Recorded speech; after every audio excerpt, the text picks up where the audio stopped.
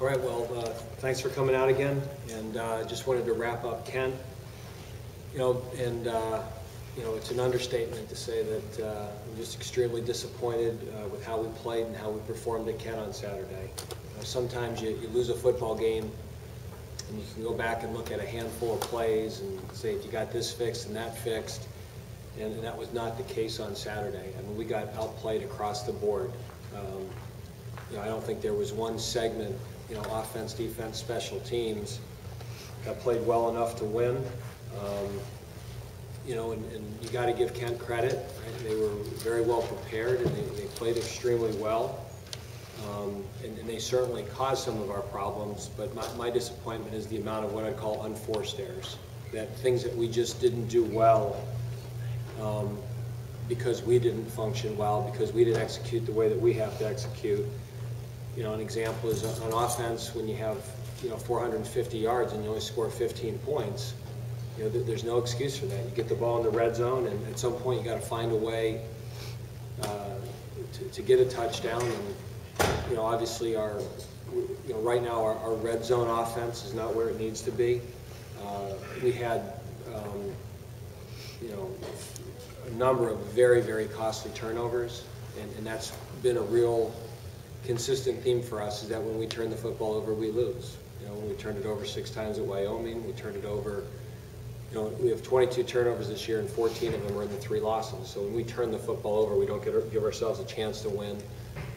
Our inability to convert a 3rd and 1 or a 4th and 1 is very disappointing. That should be better than it is. Defensively, I thought we had a great opportunity to follow up on a great effort at Temple. And that was a game against an offense that had been struggling, that we really could have put our foot down and made a statement.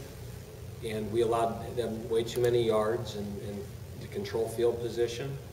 And we didn't follow up. I don't think we played with the same edge and same attention to detail as we did the 2 weeks before that on defense. And then on special teams, we've been good on special teams here this year, but that was an absolute disaster.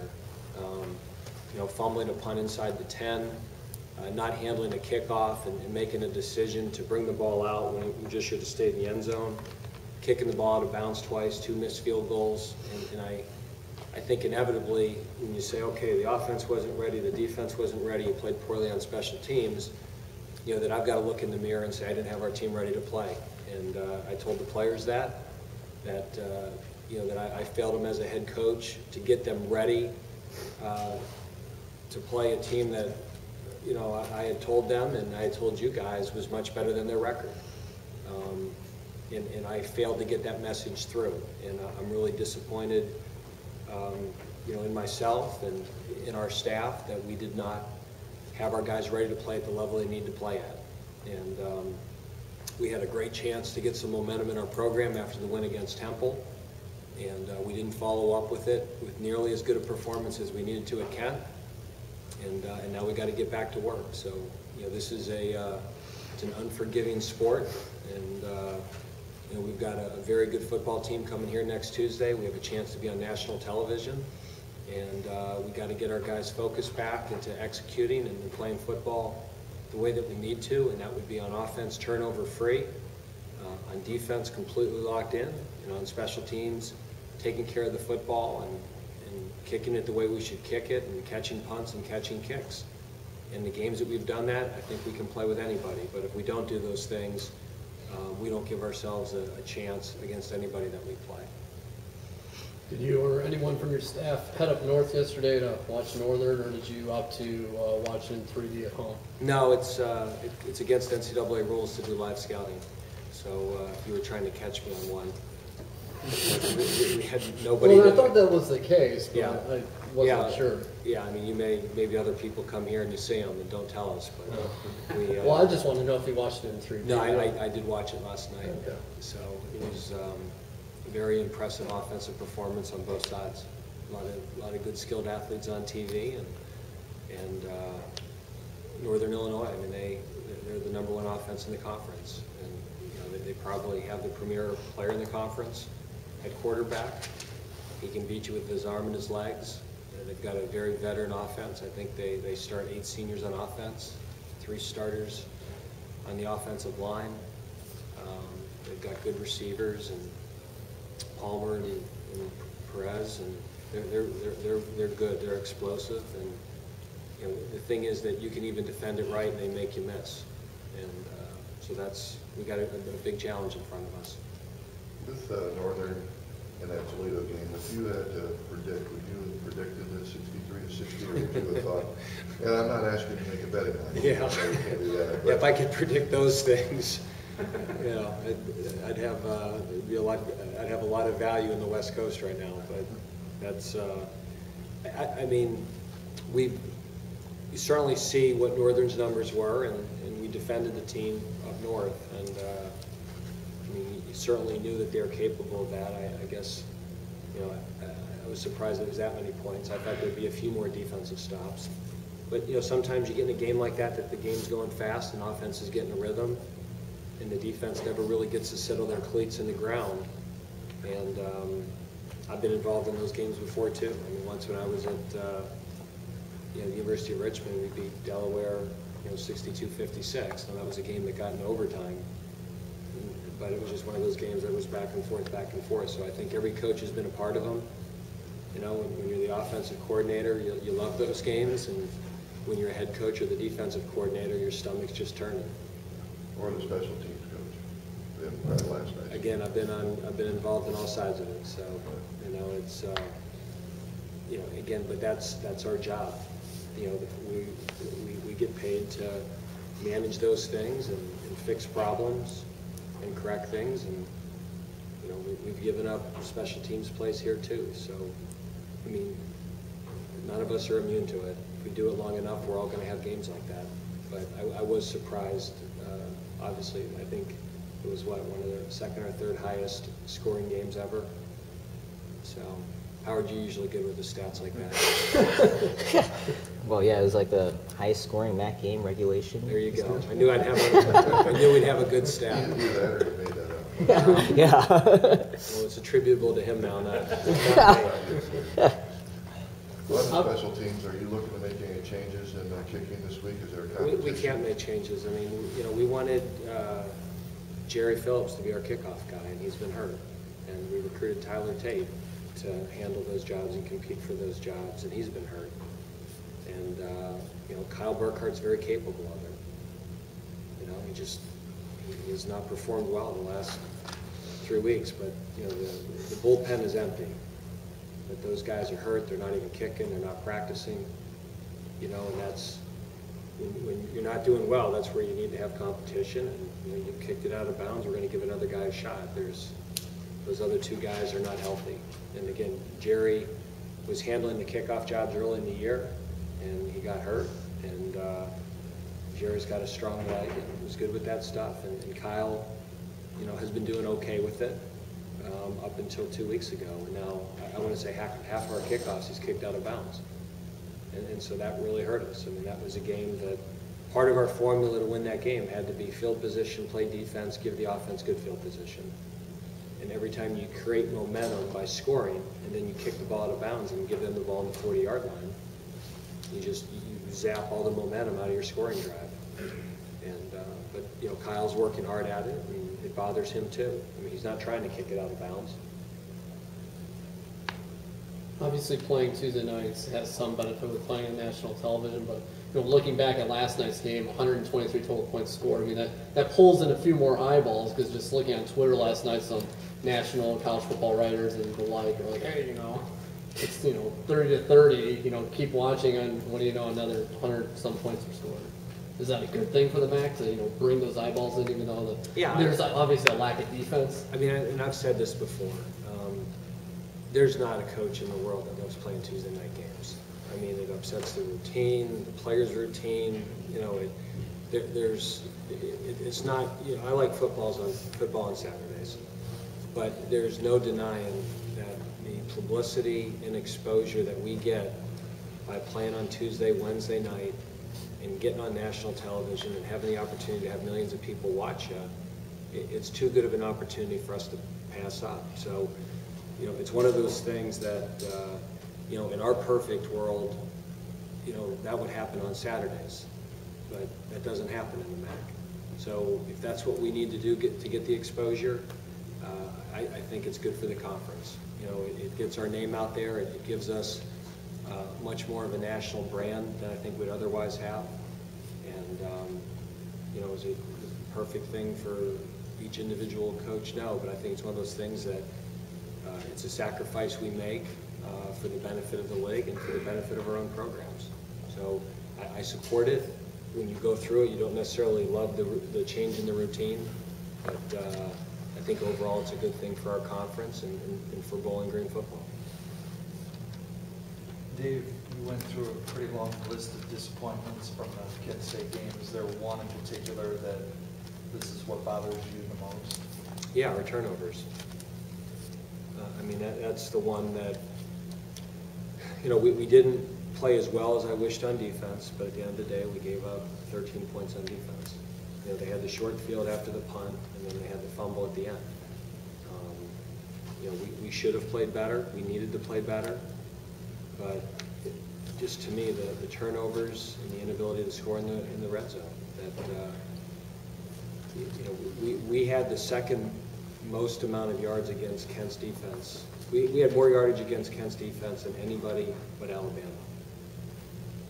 And for that to only produce 15 points, in part because of turnovers, and to give them a touchdown or 2 touchdowns because of turnovers, you know, we talk about that till we're blue in the face. That, you know, it's very clear that when we turn the ball over 6 times against Wyoming, we lose. When we turn it over 4 times at West Virginia, it's not a competitive game.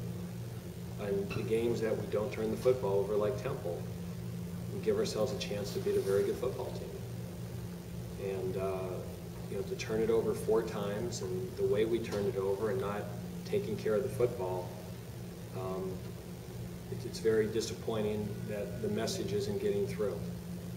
And that's where, you know, I think that as a head coach, I got to take responsibility. That's, you know, it's part of our jobs. And you know, in the games that it's happened, that's a formula that we can win with. You know, and I went over this with the players today in the meeting. You know, you look at our offensive numbers, and we went from one of the worst offenses in the country and one of the worst in the conference, that right now I think we're 5th in the league in offense. And defensively, we went from one of the worst defenses in the conference and one of the worst in the country to right now we're middle of the pack. I think we're 7th in the conference. But why have we not won more games? You know, and it's 2 reasons. Turnover margin, we're worst in the conference, and our red zone offense and our red zone defense. You know, we're now playing with people. We're now in games against good teams, and we're competitive. But now those little things of giving people an extra possession, not taking care of the football, not scoring in the red zone, those things cost you games. And you'd say 2 out of the last 3 weeks. Turnover and our inability to score in the red zone and our inability to convert short yardage is a reason that we didn't win the football game. And it's disappointing. And we're going to keep working and getting it fixed. And that's the challenge of coaching, is that we were bad and we've gotten ourselves better. And we're playing with people between the 20s. But to get over that hump and to win games, we have to execute situational football a lot better than we are. When you talk a little bit about the red zone fix, what are you looking at as a fix there? Scheme, personnel, a combination? I mean, what's the fix? Well, I think it's, you know, you always look at personnel, you know, because I think you always got to say, is it what you're doing or is it who you're doing it with? And I think in general, most coaches play their best players.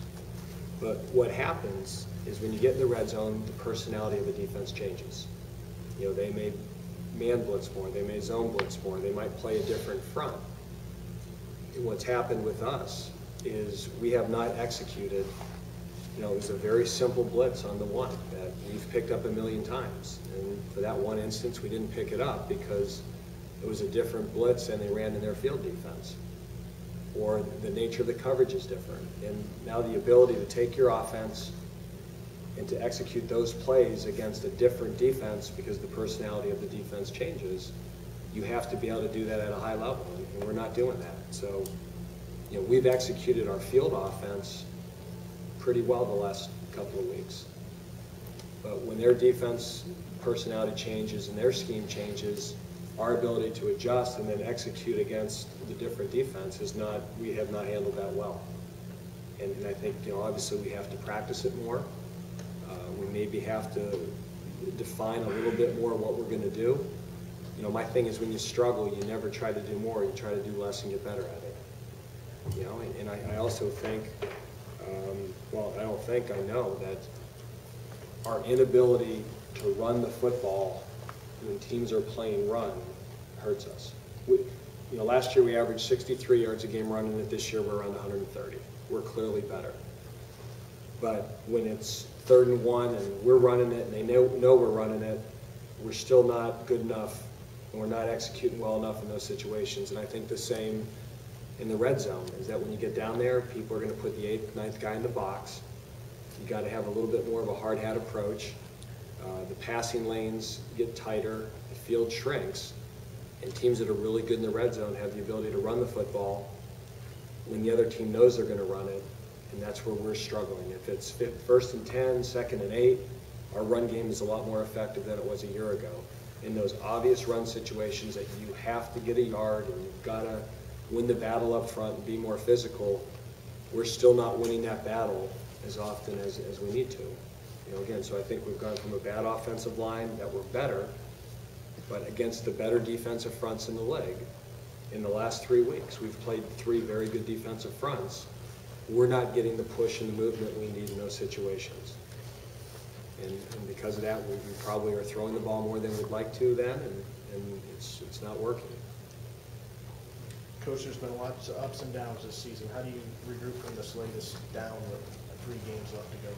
Same way we did 2 weeks ago. I mean, I've been doing this for 23 years and 12 as a head coach, and that's the challenge of the profession. And it's not just at Bowling Green. I mean, it's what we do. I mean, how does Texas Tech go to Norman, Oklahoma and beat the #1 or #2 team in the country at their place and then turn around a week later and get beat 41-7 by a team that on paper they should win? I mean, how does the Saints score 63 points one week, and then the next week they lose to a team that hadn't won a game? That's the profession, and that's our job, is to get guys to play at a high, consistent level every week. And that's where we failed last week.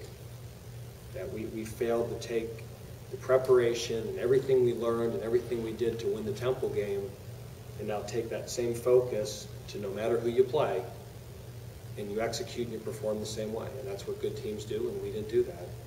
And I did a poor job of getting our guys ready to play that game and execute at the level we had to win. And obviously, teams disappointed, but how do they kind of come back from that to hopefully become bowl eligible, and there's still things to play for? Well, those goals are still out there, and but we just have to execute better. We have to be able to get a 3rd and 1. So you can talk about the big picture things about, the MAC is still muddled and there's still all these teams that can win it. You can talk about the goal of being bowl eligible, but the thing that we need to work on is much more tangible. We need to find ways of creating turnovers on defense. We need to make sure on offense that the next time we have a 3rd and 1, we convert it. And if you do those things, then you win games, and now these other things become real goals. But if we don't get those problems fixed, the chance of those things happening is very slim. Dave, you said that you felt that you had failed to get the team ready. Is there something that you've changed in your approach to this week to turn that around? Well, I think we've taken some situations we haven't performed well on, and we're going to spend a little bit more time on it. Last week at the press conference, I felt really good about our Tuesday practice and our Wednesday practice, and I said I was very looking forward to Thursday, and we had a bad Thursday practice. And just somehow we did something that allowed them to feel that they could relax. And I watched the tape of Thursday practice, and I didn't feel good about it. And we tried to grab their attention. And guys, this team here that we're playing at their place, that just had 2 weeks off. I mean, every one of their games except Alabama and Kansas State has been a 1-score game. In Northern Illinois, it was not a 1-score game, but Kent just, they turned it over against them. But Northern, as good as Northern's offense was last night, they didn't move the ball like that against Kent. I mean, I don't know if they had much more than 300 yards of offense. So as a staff, we knew we were playing a team that was physically talented, that had been off for 2 weeks. And you know, every week you try to convey that sense of urgency to your players. And when you play your rival, it's an easy message. When you play a team that is #1 in your league and blew out Maryland 38-7 and beat their last 2 MAC teams 80-0, it's a very easy message to get through. Last week the message didn't get through. And our guys watched the game last night. I would hope I don't need any message at all. They saw the caliber of team that we have to play next week. Injury-wise, if you would talk a little bit about the situation of running back. First of all, with Anton, can you give us an update on his situation? Anton, all his symptoms have cleared up. He practiced today. And as long as there's not a setback, we fully expect him to go. And I see that Jordan Hopgood's not on the team. You know, Jordan Hopgood has been struggling with his a knee really all year, and it's just to the point right now that we're going to shut him down, and he may not play again this year. You know, and those are one of the things that have hurt I think our short yardage. You know, that he's been our wildcat, and he runs that pretty well, and he understands the cuts, and you know, when he's healthy, he's very good at it. And so we've kind of been going with him at 3 quarters, and that didn't work. And then we put Jamel in there last week, and he doesn't have the same feel for it that Jordan does. Jordan is very good with the wildcat, can time up the motion, understands the cuts, and it's just when he can't do it, we're not as effective with it. You know, but he's probably done for the year. On the defensive line, I see Let is back in at nose tackle. Is that expecting he'll be good? He played last week. Okay. Yep, and he did well, and hopefully we'll have him available for more snaps. But that obviously helps our tackle depth. That we have, you know, Chris and Jarris and Ted, and now we're playing Hunter Maynard and playing Darius Gilbert. So we have some depth at tackle. But Teddy's a good player, and it's good to have him back. And we hope to have Gabe Martin back this week. He didn't play last week. And, you know, so other than the normal bruises and stuff, really, you know, Hopgood is the main guy who's out.